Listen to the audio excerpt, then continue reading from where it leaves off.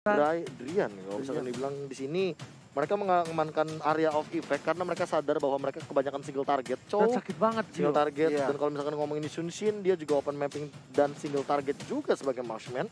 Benedetta juga sama, I like the final blow-nya yang area of effect untuk escape dan bahkan untuk nge-case. Tapi dengan Kagura kita tahu sendiri bahwa Yin yang overturn ini sangat mematikan untuk beberapa hero yang area of effect-nya memang betul-betul bisa dikendalikan seperti Cloud, Selena dan juga Arjauhead.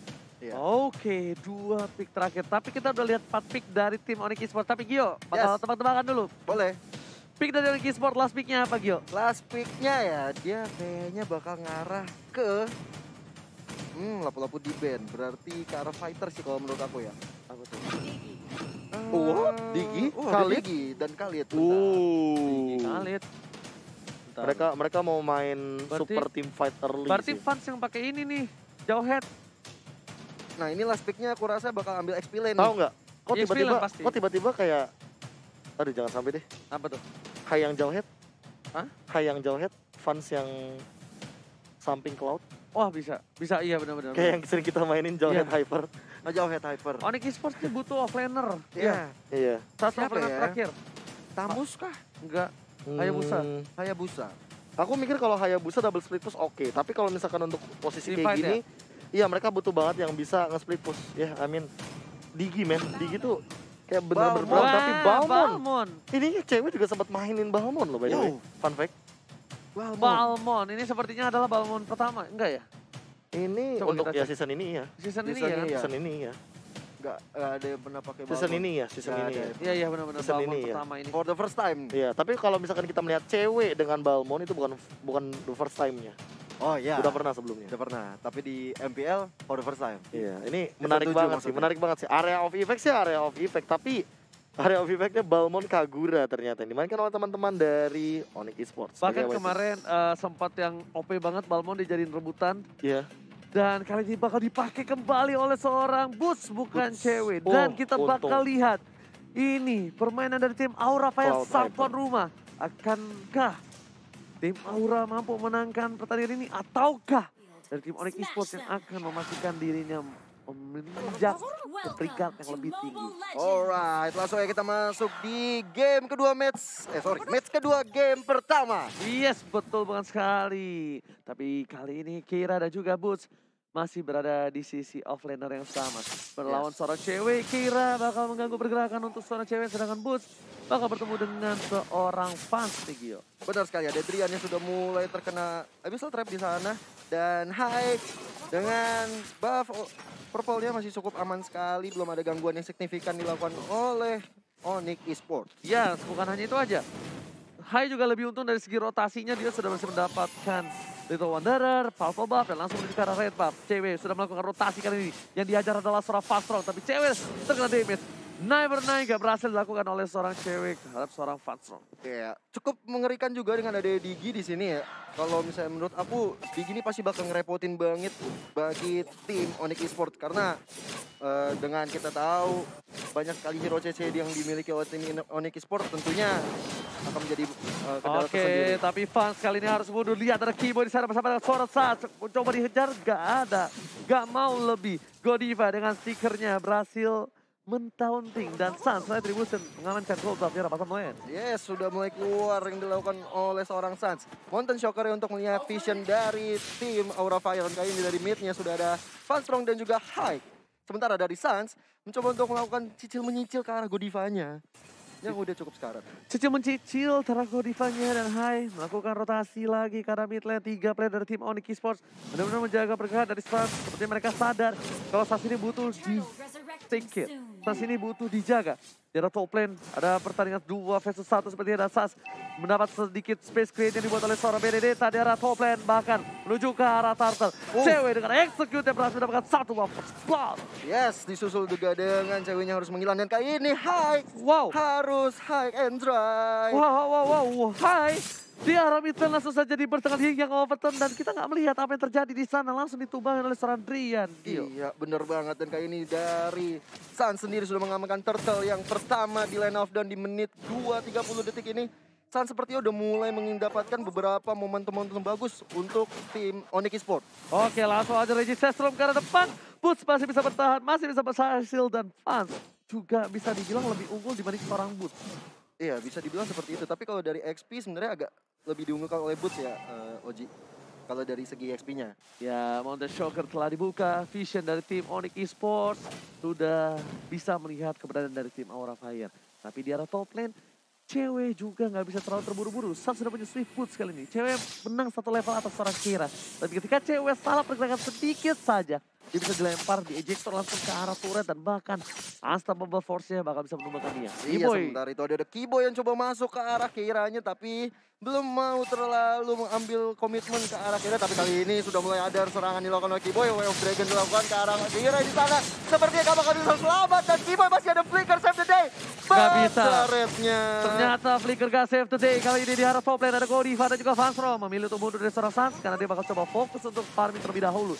Cewek ditukar dengan Kiboy antara Keira. Ini adalah pertukaran cukup baik dan bahkan dengan pressure yang dilakukan seorang cewek di arah top lane membuat Keira tertinggal cukup jauh. Masih level 5. Sedangkan dari seorang cewek sudah level 6 dan item yang kita lihat. Langsung brute force. Brute kali ini force Profesor. first item ternyata. Aku nggak expect banget dia nggak bikin langsung ke Blood Loss karena dia lagi winning condition banget dan dengan 2 kill tadi. Iya, sementara itu dari cewek sudah menambahkan serangan yang bertubi-tubi dari Selena juga seorang jauh head ya dari Keira tadi di top lane. Iya, flash shot berhasil mendapatkan 1 poin di arah top lane. Meanwhile, ceweknya harus tumbang.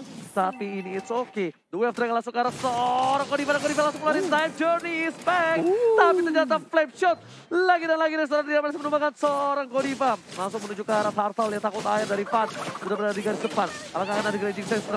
Ada Hai juga. Satu ke arah belakang dan berhasil diamankan dengan satu bar retribution. Pas di depan ada Hai. What are you doing? Satu buah yang overturn kali ini tumbangkan menuju ke arah belakang dari Sans masih mau lebih karena Godiva. Karena tahu Godiva nggak ada time journey di sana. Benar banget, Kiboy coba mengejar seorang Vansong di sana tapi belum bisa mendapatkan targetnya kali ini. Dan kali ini Sansnya mencoba untuk menyerang Godivanya yang tanpa ada ampun. Masih ada Aegis untuk berpulang dan tentunya Recall manja dikeluarkan oleh Godiva.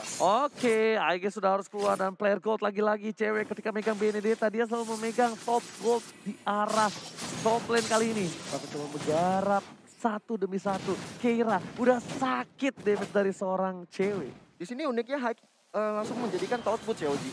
Dimana sebenarnya dari Thought Boots itu kan untuk magical defense. Tapi kalau dari tim Onyx Esports sendiri sebenarnya magic attack-nya itu hanya dari seorang Drian. Nggak masalahnya, Lebih dia ke udah respect nggak sih? masalahnya lebih ke arah 2 kali tertumbang kan masa kita masih nggak bikin tough boots itu agak sedikit blunder sih kalau menurut gua. Oke. Dia lebih ke arah respect seperti kata Bung KB bilang 2 kali dan dia nggak mau ketiga kalinya. Tadi sebelum dia Blazing Duet bahkan sudah ditumbangin sama Drian. Oke, itu alasan yang sangat make sense sekali dan kita lihat sekarang Hai masih mencoba untuk melakukan jungle terlebih dahulu. Di sana sudah ada Sans yang menunggu bersama dengan Kiboy yang segera mau open map ke arah Hai ataupun juga Funstrong di situ.